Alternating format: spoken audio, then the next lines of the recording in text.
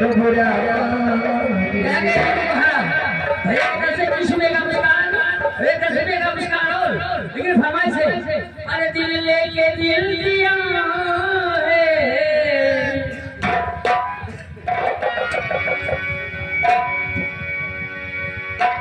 दिल लेके दिल दिया है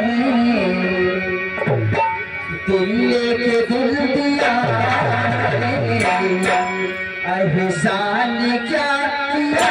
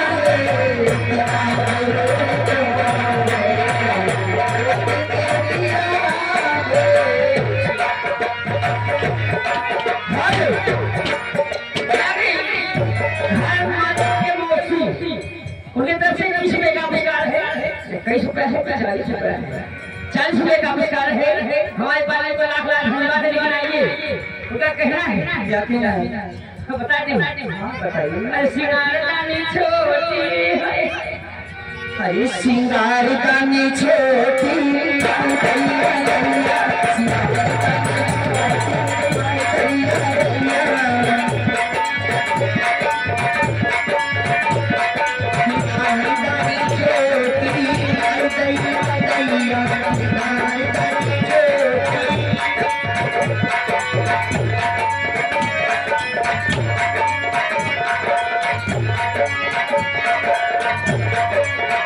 मेरे खेत में गोभी गोभी मेरे खेत में गोभी गोभी ससुर वाले गोभी दैया दैया ससुर वाले गोभी दैया दैया सिंगार रानी छोटी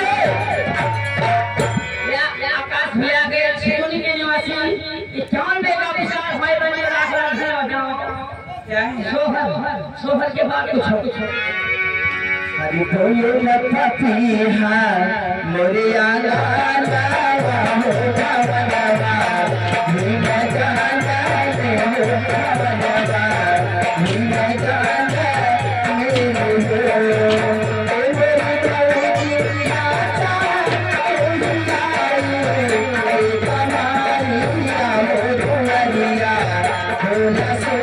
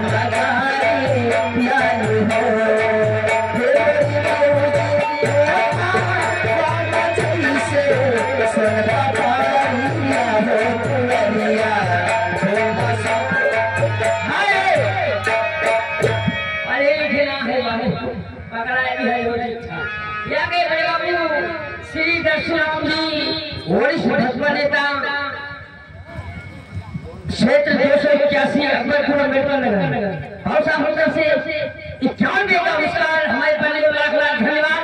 इनका कहना है क्या कहना है? किसी के पेट से पाप पैदा हुआ और किसी के पेट से सांप पैदा हुआ और भीमा माई वो माई भी जिसके पेट से बाप पैदा हुआ। आइए अरे भले को जुलाम रहा। और इसी कड़ी में आए थे हमारे पंकज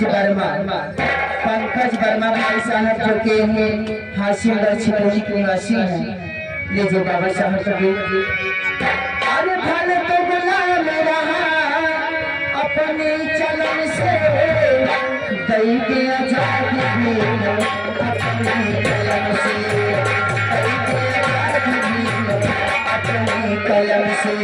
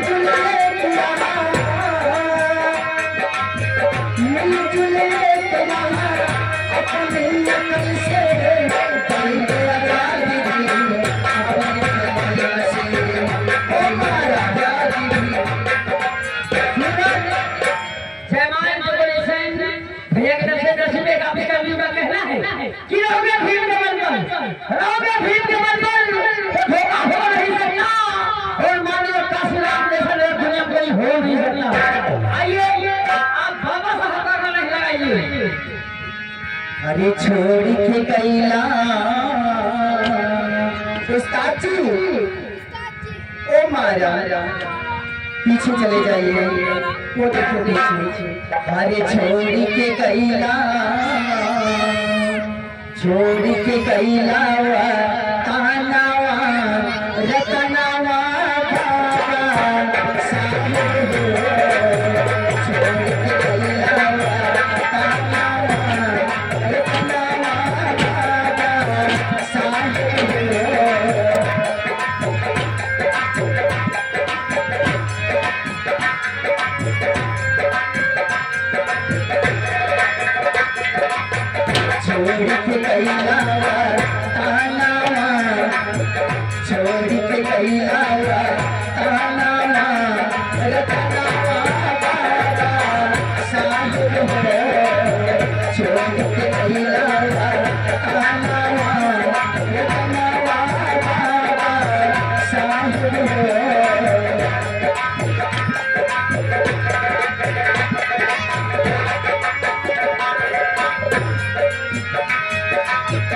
रहल बीमारी देसी के अंदर छुआ छोटे के भारी हो। रहल बीमारी देसी के अंदर छुआ छोटे के भारी हो। सही के कठिन बाबा जीवन की आशा वारी हो। सही के कठिन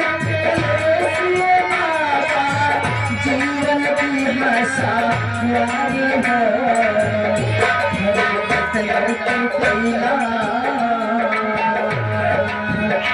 हरे तू कैला जा तानावा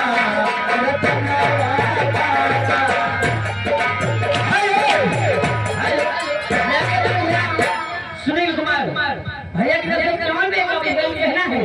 अरे भैया भैया हमरे सैया हम जवैया।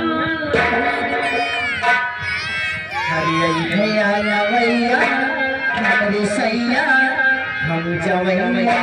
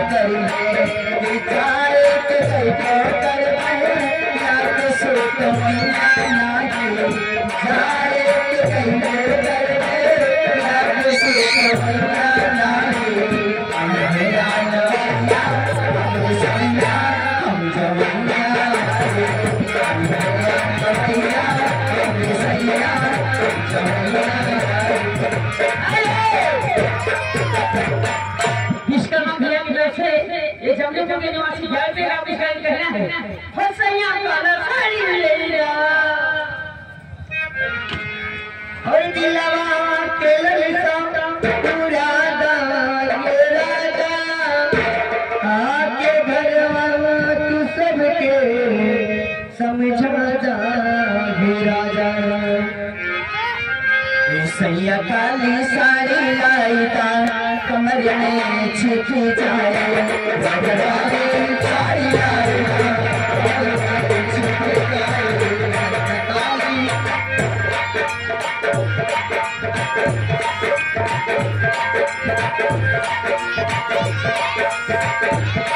कमर में छिप जाए कमर में छिप जाए कमर में छिप जाए छुप जाए सैया काली साड़ी आएगा कमर में छुप जाए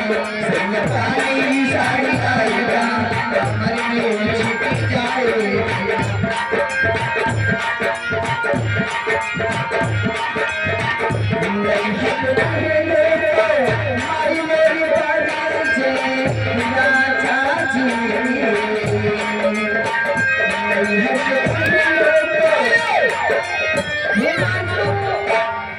भेज दे 101 रुपए का पुरस्कार हमारे बच्चे भाई हमें इतना पकौड़ी खवाई सबाई इतना पकौड़ी है भले विचार तब तो बड़ौला स्कूल ही गया पूरा